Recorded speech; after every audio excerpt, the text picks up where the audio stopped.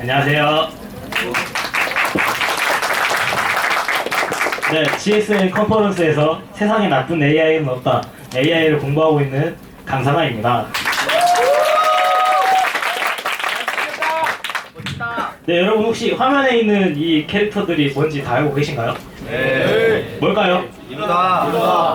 이건 뭐죠? 네, 한 번쯤은 다 보셨던 적이 있으실 텐데요. 바로 인공지능 챗봇으로 유명한 이제 이루다와 심심입니다.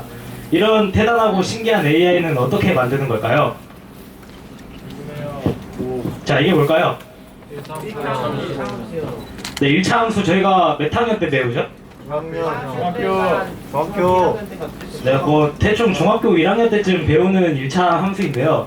이 AI, 머신러닝이나 딥러닝의 모든 근간이 되는 수식은 이 쉬운 y는 ax 플러스 b라는 수식으로 인해 이제 딥러닝을 만들 수 있게 됩니다. 좀 놀랍지 않나요? 어려울 것이라고만 생각했던 인공지능이 이런 쉬운 수식으로 만들 수 있다는 것이. 그래서 저는 이 인공지능이라는 분야를 막상 파보면 쉽지 않을까 이런 생각을 가지고 인공지능을 시작하게 되었습니다. 하지만 저희 학교에서 인공지능 개발자로 살아남는 건 쉽지 않았습니다. 네, 시작하기 앞서 우선 인공지능의 분야에 대해서 먼저 간략히 설명을 하고 넘어가겠습니다. 인공지능은 크게 세 가지 분야로 나뉘는데요. 일단 첫 번째, 제가 공부하고 있는 비전 분야, 그리고 내셔널 랭귀지 프로세싱이라고 하는 NLP, 즉 자연어 처리 분야가 있고요. 마지막으로는 머신러닝 분야가 있습니다. 비전 분야는 뭐 인스타그램의 필터라든지 아니면 이 자율주행 자동차에 들어가는 라이다 이런 센서들이 비전에 속하고, NLP는 앞에서 소개드렸던 챗봇이나 이제 빅스비 같은 그런 TTS, STT 모델이 가능하게 하는 모델을 만드는 것이 NLP입니다. 그리고 머신러닝은 날씨를 예측하거나 이제 알파고 같이 강화학습을 통해서 무언가를 만들어내는 것이 머신러닝입니다. 저희 학교에서는 대체적으로 1학년 때 머신러닝을 공부하고 이제 비전이나 NLP로 각자 공부하고 싶은 것을 공부하는 느낌입니다. 네, 저희 학교에 비전을 공부하는 학생은 현재 3학년에 3명이 있고요. NLP를 공부하는 사람은 3학년에 1명밖에 없습니다. 아무래도 이제 다른 전공에 비해서 사람이 굉장히 적죠. 네, 화면 속의 표는 제가 GSM에서 AI 개발자로 살아오면서 공부했던 것을 학년별로 정리해 놓은 것입니다. 저희가 1학년 때는 코로나가 심해서 학교에 못 나올 때라 거의 3분의 1을 저는 피파 온라인 포를 하면서 즐겼습니다. 네, 그때 월드 클래스를 찍었을 정도로 저의 인생의 클라이막스였는데요.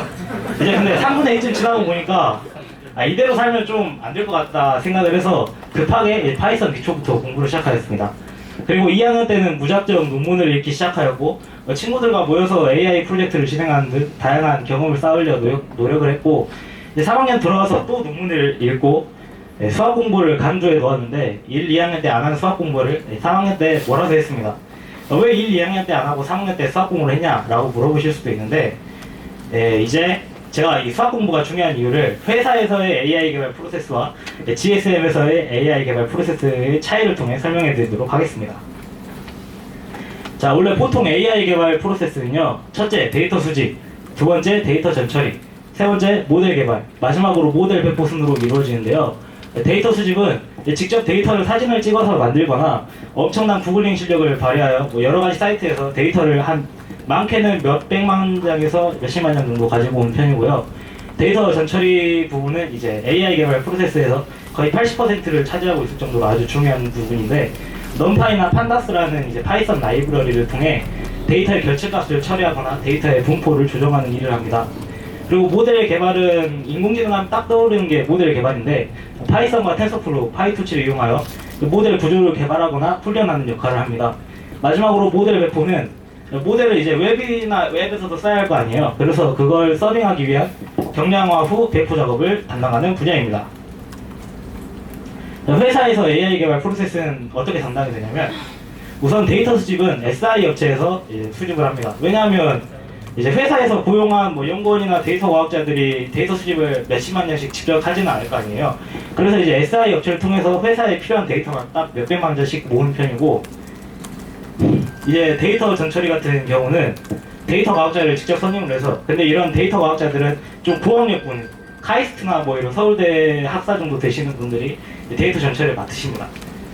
그리고 모델 개발은 회사에서 여러 채용 사이트를 이용해 채용한 이제 인공지능 알고리즘 포지션의 연구원들이 모델 개발을 하는 편이고, 모델하면 회사가 아닌 GSM에서 AI 개발은 어떻게 진행이 될까요?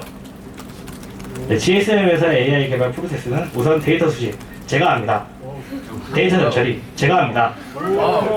모델 개발, 제가 합니다. 모델 배포, 제가 합니다. 근데 이게 좋은 게 아니라 그만큼 저희 GSM에서 AI 개발자가 협업하기 좋은 환경은 아니라는 거죠. 이 많은 걸 혼자 제가 진행하기 위해서 수학이라는 학문이 되게 중요해지는데, 특히 별표진 가운데 데이터 전처리라든지 모델 개발 부분에서는 수학이라는 지식을 더더욱 필요로 합니다. 하지만 여기서 이제 GSM에서 AI 개발자로 살아남기 힘든 이유가 나옵니다. 우선 1학년에는 교과목 중 수학이 포함이 되어 있습니다. 2학년 때까지도 교과목 중 수학이 있어요. 아마 확률과 통계까지 배우는 걸로 알고 있습니다. 맞나요? 네. 맞습니다. 근데 이제 3학년 때는 교과목 중에 인문 과목이 존재를 하지 않습니다. 수학 같은 걸 배우지 않아요.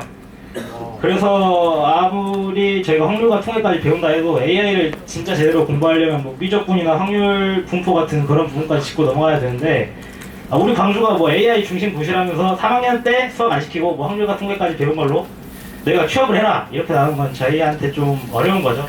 힘들 따름입니다. 물론 수학 공부를 안 하고 AI 개발자가 될 수도 있긴 해요. 근데 제가 생각하기에 수학을 안 하는 AI 개발자, 저게 뭔지 아세요, 여러분? 저게 어떻게 코딩을 하는 거죠? 블록 코딩이요. 제가 생각하기에 수학을 안 하는 AI 개발자는 그냥 블록 코딩하던 저희의 뭐 초등학생이나 중학생 시절과 다를 게 없다고 생각을 합니다. 그냥 쉽게 코딩하고 뭔가 배우는 건 없고 성장 가능성은 제로라는 거죠. 하지만 수학 지식이 있는 AI 개발자는 아무래도 수학이라는 벽만 뛰어넘으면 이제 성장 가능성이 훅 높아지는 거기 때문에 성장 가능성이 훅 높아진다고 생각을 합니다. 여러분은 이제 쉽지만 성장 가능성이 없는 개발자가 되고 싶으십니까? 아니면 수학이라는 벽만 넘고 앞이 탄탄대로인 개발자가 되고 싶으십니까? 네, 앞에서는 약간 너무 단점만 말했는데 제가 장점을 소개해드리도록 하겠습니다. 우선 이 AI 개발자라는 직종이 현재 취업 시장에서 굉장히 블루오션입니다. 왜냐하면 요즘 트렌드가 뭐 인공지능 쪽으로 가는 그런 트렌드잖아요. 그래서 수요는 많지만 공급이 원활하게 이루어지지 않아서 여러분들이 AI 공부를 하셔도 이제 일정 기준 이상만 채우면 쉽게 취업을 한다고 장담은 못하겠지만 어느 정도 취업을 가능한 선이 될 거라고 저는 생각을 합니다. 그리고 이 인공지능이라는 분야가 요즘 이 트렌드인 것과 같게 어떤 뭐 저희 학교 대회나 남은 할전 대회 같은 거 있잖아요. 거기에 그냥 AI 모델 하나 만들어서 프로젝트를 했습니다 라고 말하면 그냥 심사위원들 뻑갑니다. 그냥 진짜 트로피를 싹쓸이 할 수가 있어요. 실제로 제 경험상으로도 AI를 사용해서 했던 프로젝트에서는 다 상을 탔습니다. 그리고 마지막으로 수학이라는 이 벽만 넘어도 앞길이 탄탄대로라는 점입니다. 저는 3학년 때 제대로 수학 공부를 시작해서 아쉬운 점이 있지만 1, 2학년 후배분들이 AI 개발자를 꿈꾸시고 지금부터 수학에 관심을 가지신다면 저보다 훨씬, 물론 제가 대단한 사람은 아니지만 저보다 훨씬 더 뛰어난 AI 개발자가 되실 수 있을 거라 생각합니다. 네, 세상에 나쁜, 어려운 AI는 없다고 생각합니다. 하지만 이제 수학이라는 너무 큰 벽 때문에 인공지능이라는 학문이 너무 어렵게 느껴지는 거라 생각합니다. 그래서 세상에 나쁜 AI는 없다. 그러나 세상에 나쁜 수학은 있다. 로 제 발표를 정리하면서 마치도록 하겠습니다.